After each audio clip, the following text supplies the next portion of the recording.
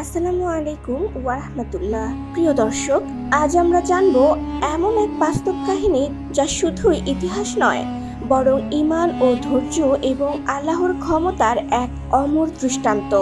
যেখানে একদিকে ছিল নিপীড়িত মানুষের আর্তনাদ, আর অন্যদিকে ছিল এক অত্যাচারী শাসকের সীমাহীন অহংকার।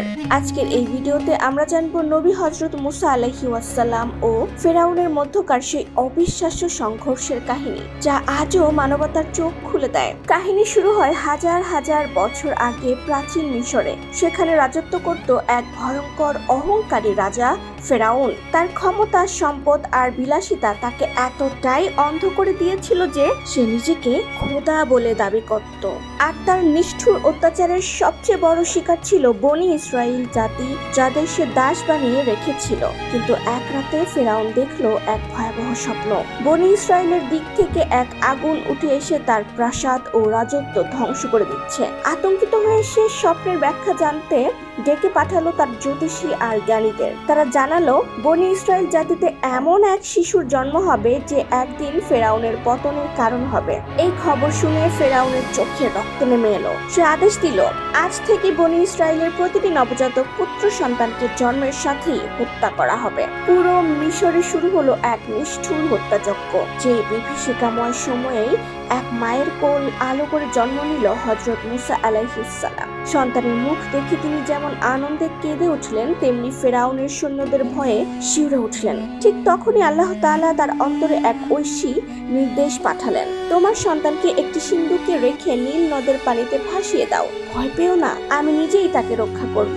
মায়ের বুক ফেটে গেলেও আল্লাহর উপর অটল বিশ্বাস রেখে তিনি তার শিশুকে নদীতে ভাসিয়ে দিলেন। সেই ছোট্ট সিন্ধুকে ভেসে ভেসে পৌঁছে গেল এমন এক স্থানে যা কেউ কল্পনা করতে পারেনি, ফেরাউনের প্রাসাদের ঘাটে। যে শিশুকে হত্যার জন্য ফেরাউন হাজার হাজার নিষ্পাপ শিশুকে হত্যা করেছিল, আল্লাহর অদ্ভুত পরিকল্পনায় সেই শিশুই এখন তার ঘরে প্রবেশ করলো। ফেরাউনের স্ত্রী মহিয়সী আসিয়া শিশুটিকে দেখে মুগ্ধ হয়ে গেলেন। তার মমতায় গলে গেল ফেরাউনের কঠিন হৃদয়। আর সেই নিষ্পাপ শিশুটি নিজের শত্রুর ঘরে বড় হতে লাগলো। বয়স বাড়ার সঙ্গে সঙ্গে মুসা আলাইহিস সালাম হয়ে উঠলেন সাহসী, ন্যায়পরায়ণ ও বুদ্ধিমান এক যুবক। একদিন তিনি দেখলেন ফেরাউনের এক সৈন্য এক বনি ইসরাইলকে নির্মমভাবে পেটাচ্ছে। অন্যায় দেখে তিনি স্থির থাকতে পারলেন না। রাগের মাথায় এক খুশিতে সেই সৈন্যকে হত্যা করে ফেললেন। যদিও এটা ছিল অনিচ্ছাকৃত, কিন্তু ফেরাউন এটিকে বিদ্রোহ মনে করে মুসা আলাইহিস সালামকে হত্যার ষড়যন্ত্র শুরু করলো। আল্লাহর ইশারায় এক শুভাকাঙ্ক্ষী তাকে সতর্ক করলেন, পালাও, ফেরাউন তোমাকে হত্যা করতে চায়। সে রাতেই তিনি মিশর ত্যাগ করলেন এবং বহু দূরে মাদিয়ান দেশে পৌঁছালেন। মাদিয়ানে পৌঁছে তিনি এক কুয়ার পাশে দুই অসহায় নারীকে সাহায্য করলেন। তারা ছিলেন নবী শুআয়ব আলাইহিস সালামের কন্যা। তার সততা ও সাহসে মুগ্ধ হয়ে শুআয়ব আলাইহিস সালাম তাকে নিজের জামাতা হিসেবে গ্রহণ করলেন।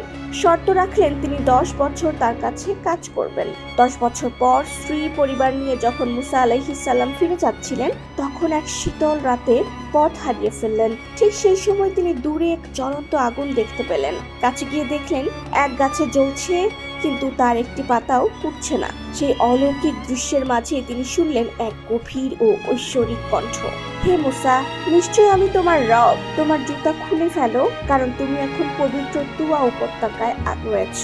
সে রাতে আল্লাহ তাকে নবুয়ত দান করলেন এবং দুটি অলৌকিক নিদর্শন দিলেন। তার লাঠি যা ফেললে বিশাল জীবন্ত সাপে পরিণত হয়, আর তার হাত যা বগল থেকে বের করলে সূর্যের মতো আলো ছড়াতো। এরপর আল্লাহ বললেন, যাও, ফেরাউনের কাছে যাও, তাকে আমার পথে ডাকো। মুসা আলাইহিস সালাম ও তার ভাই হারুন আলাইহিস সালাম ফেরাউনের দরবারে গিয়ে তাওহীদের দাওয়াত দিলেন। ফেরাউন তাদের উপহাস করে বলল, তুমি কি আমার চেয়েও বড় খোদা? মুসা আলাইহিস সালাম যখন তার লাঠি নিক্ষেপ করলেন, তখন সেটি মুহূর্তেই এক জীবন্ত অজগর সাপে পরিণত হলো, যা ফেরাউনের সিংহাসনের দিকে ছুটে গেল। দরবারের সবাই ভয়ে কেঁপে উঠল। কিন্তু ফেরাউন এটাকে জাদু বলে ঘোষণা দিল এবং রাজ্যের সেরা জাদুকরদের সঙ্গে এক প্রকাশ্য প্রতিযোগিতার আয়োজন করলো।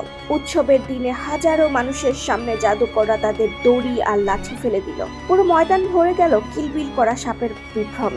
কিন্তু যখন মুসা আলাইহিস সালাম আল্লাহর হুকুমে তার লাঠি ফেললেন, সেটি এক বিশাল সত্যিকারের সাপে রূপান্তরিত হয়ে সব মিথ্যা সাপগুলো গিলে ফেললো। এই দৃশ্য দেখে জাদুকররা সিজদায় লুটিয়ে পড়লো। আমরা মুসা ও হারুনের রবের উপর ঈমান এনেছি।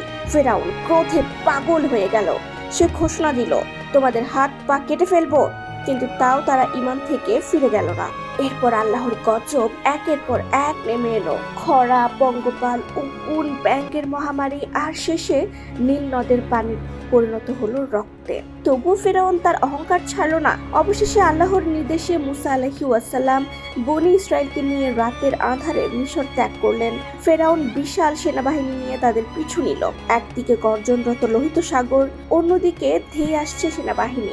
বনী ইসরায়েল ভয়ে কাঁপতে লাগলো। তখন মুসা আলাইহিস সালাম বললেন, আমার রব আমার সাথে আছেন, তিনি নিশ্চয়ই পথ দেখাবেন। তিনি তার লাঠি দিয়ে সাগরে আঘাত করলেন, আর মুহূর্তেই সাগর দুই ভাগে ভাগ হয়ে গেল।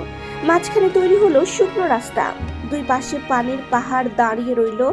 বনী ইসরায়েল নিরাপদে পার হয়ে গেল। আর ফেরাউন যখন সেনাসহ সেই পথে নামলো, আল্লাহর আদেশে সাগরের পানি ফিরে এলো আর মুহূর্তেই তাদের গ্রাস করলো। ডুবতে ডুবতে ফেরাউন চিৎকার করে বলল, আমি বিশ্বাস করলাম মুসা ও হারুনের রবের উপর। কিন্তু তখন খুব দেরি হয়ে গেছে। মৃত্যুর মুহূর্তে ঈমান আর গ্রহণযোগ্য হয় না। আল্লাহ তার দেহকে পৃথিবীর মানুষের জন্য এক সতর্ক বার্তা হিসেবে সংরক্ষিত রেখেছেন, যা আজও দেখা যায়। এই কাহিনী শুধু ইতিহাস নয়, বরং এক চিরন্তন শিক্ষা। অহংকার মানুষকে ধ্বংস করে দেয়, আর আল্লাহর প্রতি বিশ্বাস মানুষকে দেয় মুক্তি। প্রিয় দর্শক, যদি ভিডিওটি ভালো লাগে তাহলে লাইক, কমেন্ট, শেয়ার ও সাবস্ক্রাইব করতে ভুলবেন না, কারণ সত্যের এই আলো আরো অনেকের কাছে পৌঁছে দেয় আমাদের উদ্দেশ্য। সাথেই থাকুন আয়রা।